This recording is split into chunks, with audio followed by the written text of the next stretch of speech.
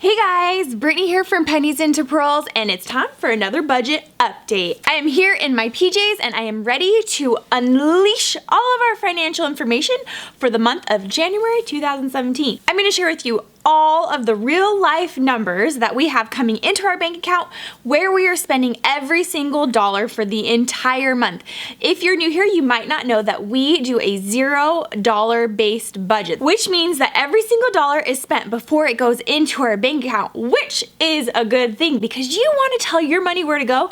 You don't want your money to wander off and then you're like, where did my money go? I need some money. Nope. You don't want that to happen. So if you are interested in seeing how our family works our one income family budget, this is the exact budget that has worked for us and helped us get out of $20,000 in debt.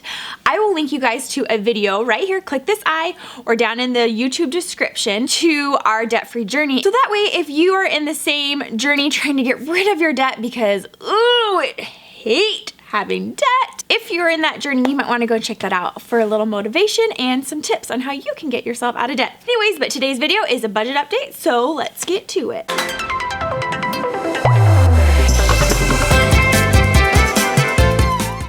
So let's talk about our budget. So before I take you guys on over to the computer, I just want to kind of give you a little update on some challenges that we had, some unexpected finances, ways that we had to kind of move around some money to cover some exciting things that are coming up in our future, and also to kind of give you guys a look into what some of our goals are. And so every single month, every single paycheck actually, and we get paid bi-weekly, is a reevaluation of our budget. So if something's not working in our budget, every other week we sit down as a couple and we take a look at it together and figure out ways that we can move money, where we might cut expenses so we can move that money somewhere else and things like that. So I'll walk you through that with our updates for this last month. But also, you guys, to kind of give you a breakdown, if you are looking for information on how to do your own budget, how to get started, or maybe some ideas on how to set a budget that you will actually be able to stick with. I can't even tell you how frustrating it was many years ago when we first started budgeting as a couple, and we were constantly going over budget, constantly getting those overdraft fees, but we figured it out and finally we have some peace.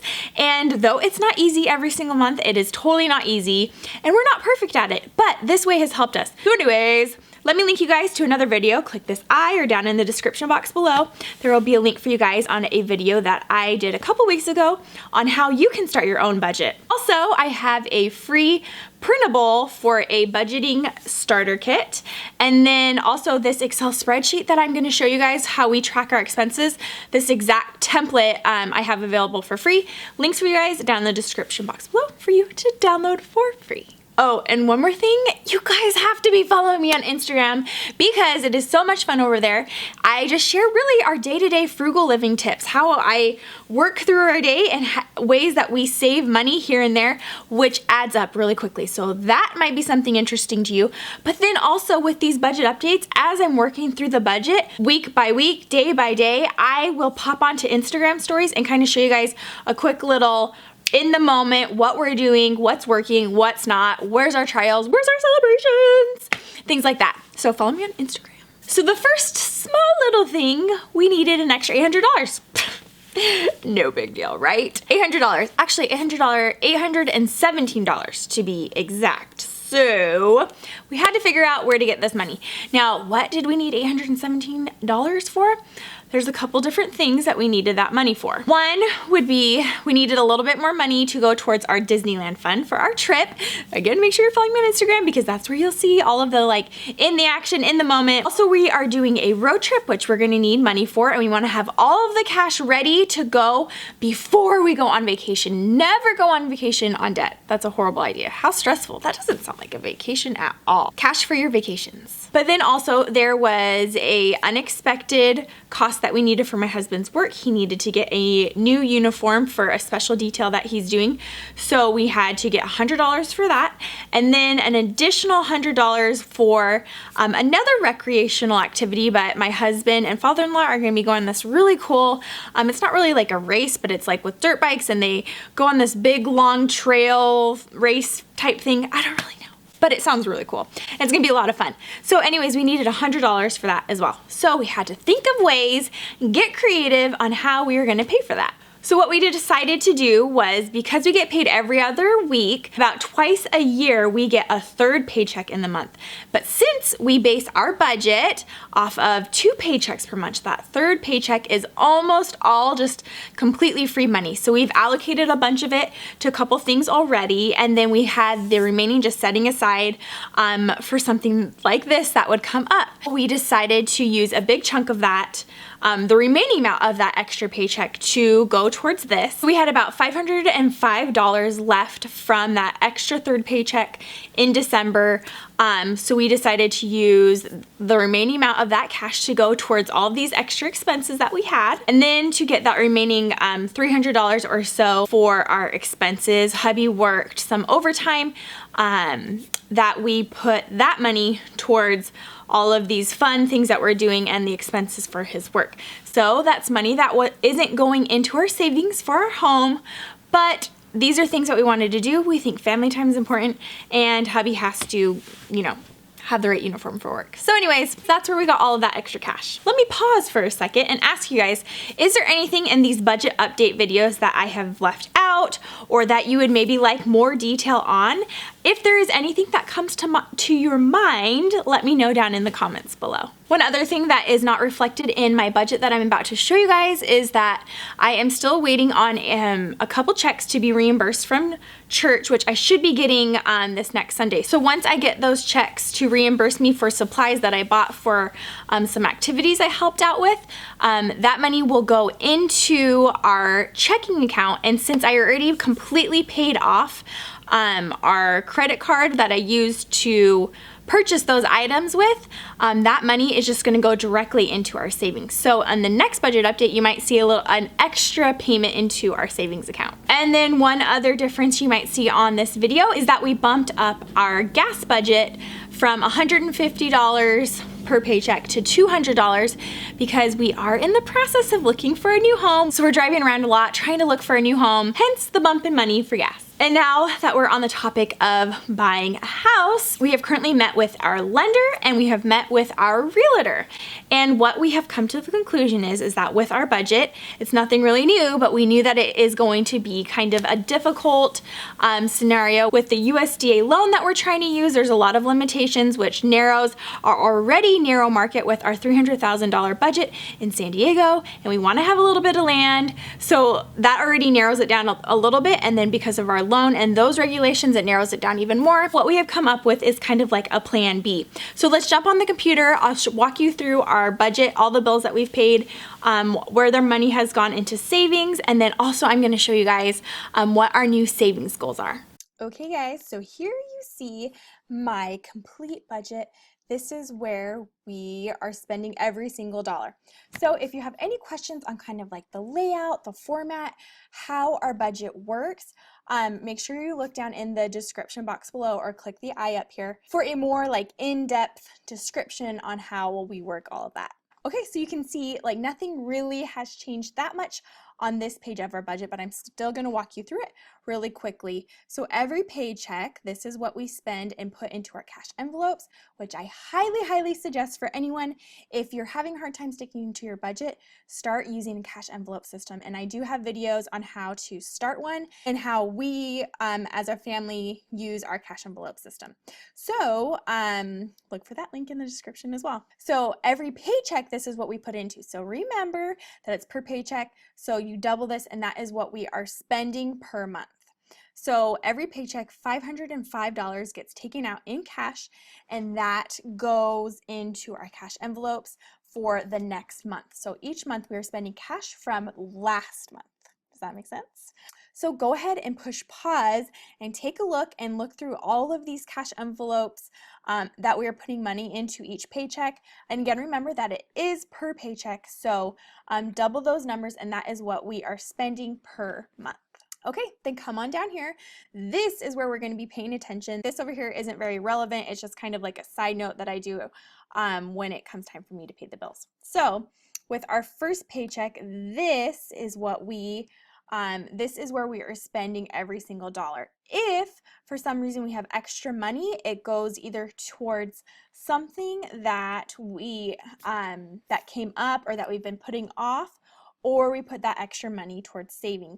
So we'll talk more about our savings goals in just a second. So with our first paycheck, we put 10% into tithing. So this tithing number changes depending on the paycheck, but it is 10%. And a lot of you guys actually have been asking me questions about our tithing. So I am thinking about doing a video on why we pay tithing, a little bit more information on what tithing is and why we are putting that much money into tithing, even when we are on our debt-free journey, even when we're trying to put every penny that we have towards buying a new house, things like that. So if that's interesting to you, let me know in the comments. And then we put $600 into a savings account for rent. On our second paycheck, we put another $600. So our rent per month is $1,200, but we split that up over the 2 paychecks. Then with the first paycheck, our $90 for car insurance, then $135 is about what we usually have to pay. It depends on usage, but it's so expensive here. Towards water, and then $425 minimum to savings. We put $60 into a kid's saving account each month. Then $180 goes towards paying off our credit card that we put all of our gas money on to kind of get some rewards back. And eventually we'd like to put more of our expenses onto the rewards credit card. We're not quite disciplined enough to do that yet, so we're starting with baby steps. I do not recommend this to anyone who is just starting the budgeting, who is trying to get a hold of their budget and get a hold of their spending. Don't even mess with credit cards, but that is something that we are doing right now. Then we pull $505 out for cash, and that goes into our cash envelopes for different spending categories like I just showed you. Then $25 for motorcycle insurance, $11 for Netflix, and then $60 for internet, and then we do an additional $20 to another offering to our church. So with our second paycheck, again 10%, so this number changes a little bit depending on our paycheck. $600 goes into a savings account for rent, so we can pay our full $1,200 at the very first of the month. That's on automatic pay. Then $425 again into savings, $60 into a kid's savings account, another $880, so that's what we budget per paycheck for our gas. $505 again for our cash envelopes, and then $169 for our cell phone. Okay, so let's move on to savings because we have had to reevaluate a little bit. So first, let me walk you through what we were able to actually put into savings in the month of January. You'll see right here it says January, but that was really from the third paycheck in December. So I'm counting that as in December. So these would be our 2 paychecks that we had in the month of January. We put $550 plus $425 into the house savings account, and then $60 plus $60, so that's $120 into the kids savings account. Our rent savings account is always around $1,200. We put the money in, and at the first of the month it gets taken out. Then we resupplement it with each paycheck. I didn't update these dates, so let's just ignore those for now. Our kids savings account is around $578. Our anniversary vacation fund, we haven't been adding to that at all. That's $1,300, and we are going to keep that vacation under that amount. Then our house savings account is now up to $5,690, and then our master emergency fund is at $1,600, which we haven't been adding to that right now. We are focusing on buying a house, and then once we get a house purchased, we will start looking more into a strategy to put money into to build 3 months of expenses in that emergency fund. So now let's take a look over here at our savings goals. So originally what our goal was to have $5,000 for closing costs.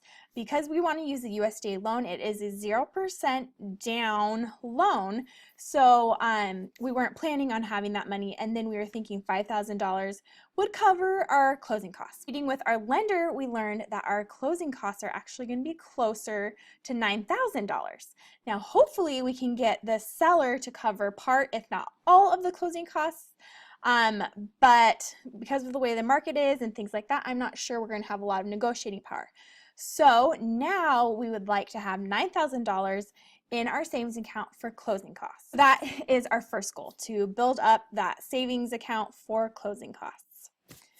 Now, after talking with our realtor and paying a lot closer attention to the market, looking at the history over the last year, what has been happening, kind of predicting as much as you can the market for this coming year, we are thinking that maybe, just maybe, the USDA loan is not going to work out with us because it is kind of on the bottom of the lending totem pole.